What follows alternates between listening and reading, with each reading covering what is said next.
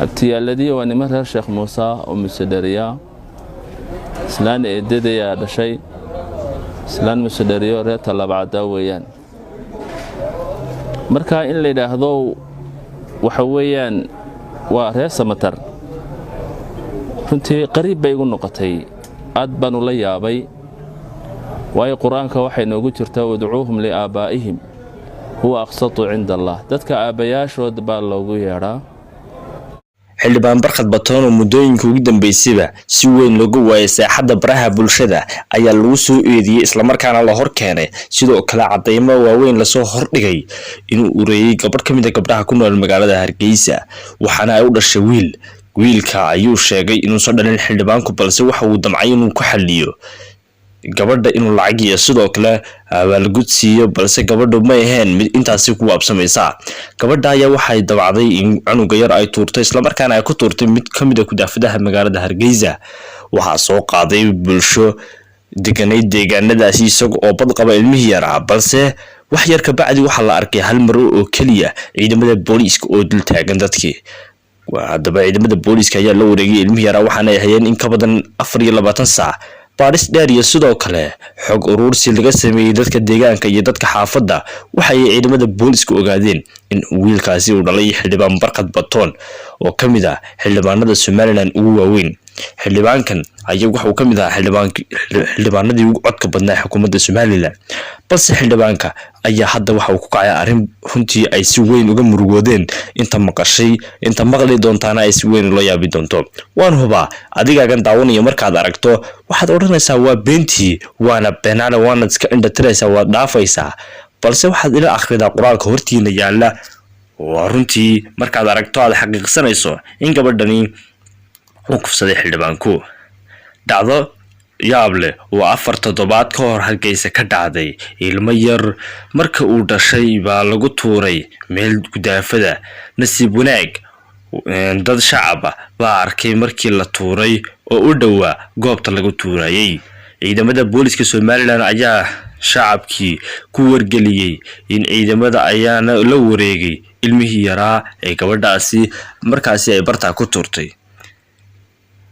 baaris dheer oo ciidamadu ay sameeyeen waxa ay soo heleen inuu xildhibaanku dhalay wiilkan yar adigu sidee u aragtaa sideena kula muuqata in xildhibaankii ku soo baxay 26,000 ee cod isla markaana kamid ah xildhibaanadii ugu codka badnaa Somaliland in uu shacabka sidaas ula dhaqmayo sidoo kalena uu gabdhaha Soomaaliyeed uu sidani u galayo qoraalkani ayaa waxa qortay qoraal haweenka u dooda oo lagu magacaabo Hibe Maxamed hadaba bulsho badan ayaa dhaka farad ku noqotay tan iyo intii ay arkeen dhacdadan argagax leh ee xildhibaanka ku saabsan oo runtii ay si la yaab leh ula yaabeen in cid kasta oo qoraalkan akhriday komitiga ayaa raacay waxaana ka buuxda waa beentii beenaale xildhibaanku saas ma noqon karo run ahaantii aqligayga saliimka markaan la kaashaday waxaan diiradda saaray isla markaana ogaaday in xildhibaanku uu isagu yahay runtii mid bilaadan oo khaldami kara balse muddooyinka ugu dambeysana uu ahaa xildhibaanku mid aamusay oo runtii juuqda galay waagii hore waxa uu ahaa xildhibaan runtii dadka markasta aflagaadeeyay sidoo kalena afdheer oo mar walba warbaahinta isugu yeedha balse muddooyinka ugu dambeysay waxa uu ahaa mid runtii aamusay waxaana ka dareemaysaa in dambigaasi uu galay isla markaana uu dusha ku qaatay shay kasta oo la bumbuuniyo mar ayaa la nacaa balse xildhibaan Batoon waxaan rajaynayaa in hadda arintani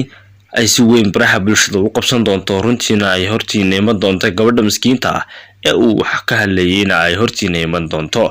saaxiibayaal muuqaalka intaas uu ku eegyahay sheergareey la wadaag asxaabtiina ee dhammaan ummadda Soomaaliyeed mahadsanidin abtiyaaladii reer Samatar maaha abtiyaaladii waa niman reer Sheekh Muuse oo Musadariya islaan eedadaya dhashay islaan Musadariyo reer Talabacada weeyaan marka in la yiraahdo waxa weeyaan waa reer Samatar runtii qariib bay ugu noqotay aad baan u la yaabay way quraanka waxay noogu jirtaa wadcuuhum li aabaa'ihim huwa aqsatu 'inda Allah dadka aabayaashood baa loogu yeeraa waxay taas ayaa Ilaahay agtiisa u cadaalad badan marka abtiyaaladii inuu magacooda sheego ayay tahay oo yiraahdo aniga abtiyaaladay sidoo arabba u sheegay weliba samana u sheegay inuu abtiyaaladiina uu ku faano oo yidhaahdo abtiyaaladayna waa musudhariyo waa nima reer Tallaabcada gaar ahaan inuu saa u dhigo ayaa ka qurux badnayd inta uu leeyahay reer Samatar baa abtiyi ah waxaanay ku fiican tahay qabaa'ilka iyo nasabku inta badan wax kaftan gala ma waa wax qofka jiritaankiisiiba ku dhisan weeyaan marka intaana la ilaaliyaa aad bay u fiican tahay arinta kale aan baraarujinaya waxa weeye oo talayga ah oo runtii iyaduna ay muhiim tahay waxa weeye barkhade waa siyaasi ka tirsan xisbiga wadani waana afhayeenkii guud ee xisbiga runtii iyadana aad baan u qariibsaday inuu yidhaahdo dab xagga siyaasadana dab libaax baan ku fadhiyaa oo garxajis ayaan ku fadhiyaa isagoo ah afhayeenkii guud ee xisbiga runtii iyadana waan qariibsaday sababtoo ah arrintaasi waxay dhaawac ku keenaysaa xisbiga oo afhayeenka u yahay waayo xisbiga wadani anagu waxaan u ognahay inuu yahay xisbi qaran weeyaan